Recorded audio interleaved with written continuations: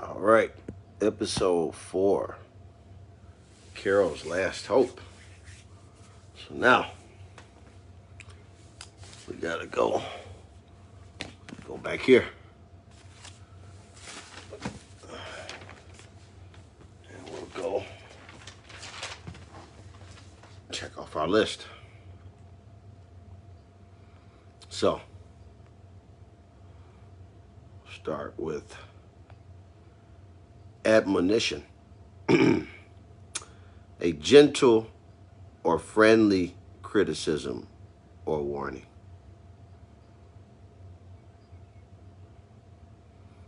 To place on one's mind. To counsel, warn, and instruct. It's a group of words that range from correcting the ignorant to rebuking the obstinate. Rebuke. Express sharp disapproval or criticism of.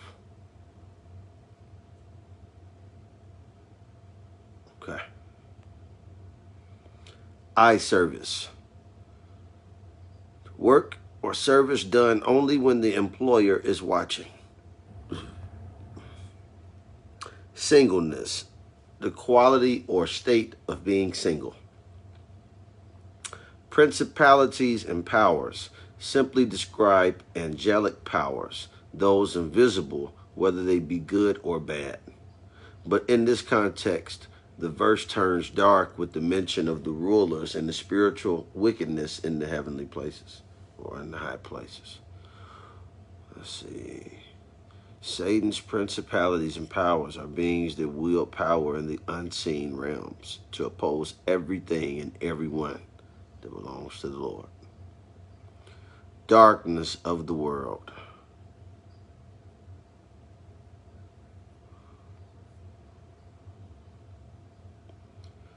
Psalms 139 verse 12 describes God's response to darkness. Indeed, the darkness shall not hide from you, but the night shines as the day. The darkness and the light are both alike to you.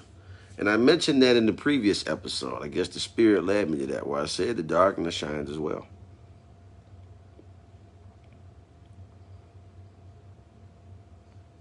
Okay. Mizpah. The deep emotional bond between people, especially those separated by distance or death. Mizpah is Hebrew for watchtower. It is mentioned in the biblical story of Jacob and Laban, where a pile of stones marks an agreement between two people with God as their watching witness. Laban and Jacob make a covenant together as narrated. That happened in Genesis 31, 44 through 54. Understood. Tabor, a small drum, especially one used simultaneously by the player of a simple pipe. It can also be looked at as a height. It's a word of Hebrew and Hungarian origin. Tabor boasts much more charming definitions, including a height or an encampment. A biblical name, Tabor, stems from Mount Tabor in modern-day Israel. In the Christian Bible, this is said to be the location where the transfiguration of Jesus took place. Okay. Loami, Hosea's son.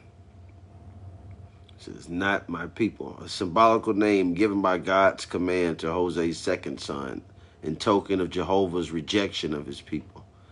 His treatment of them as a foreign people. This Hebrew word is rendered by not my people. The spirit of whoredom. The spirit of whoredom.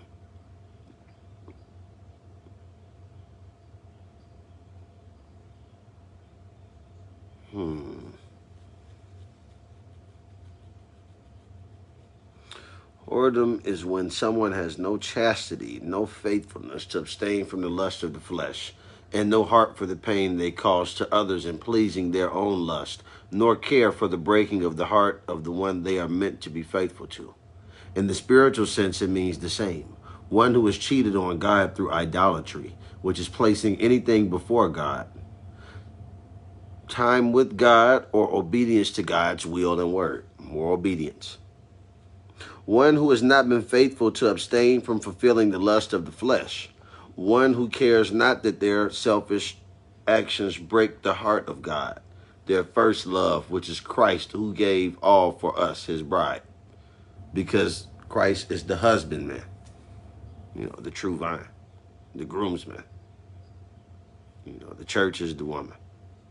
For I am jealous over you with godly jealousy, for I have espoused you to one spiritual husband, that I may present you as a chaste virgin to Christ. 2 Corinthians 11, verse 2. The spirit of whoredom is when the bride of Christ, the believers, chooses to leave their first love to indulge the lust of the flesh, even if only for a temporary rendezvous. The entire book of Hosea is a similitude that expresses this sad truth and the anguish it causes God's heart. Once we are saved, we become the bride of Christ. Yet Satan is ever tempting the bride to indulge in acts of spiritual whoredom. All right. Now we'll get to this armor of God. Wherefore take unto you the whole armor of God, that ye may be able to withstand in the evil day, and having done all to stand. Ephesians 6, verse 13. The belt of truth, the sword of the Spirit, the feet of peace, the helmet of salvation, breastplate of righteousness, and the shield of faith. This lets you know that you are supposed to be a warrior, a mighty hunter in the name of the Lord. You're supposed to be out here fighting a spiritual war.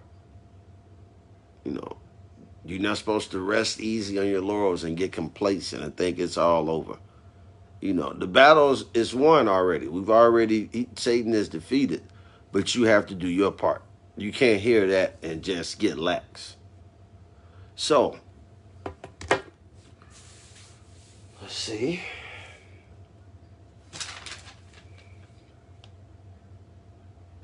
It appears we've covered everything for episode 4.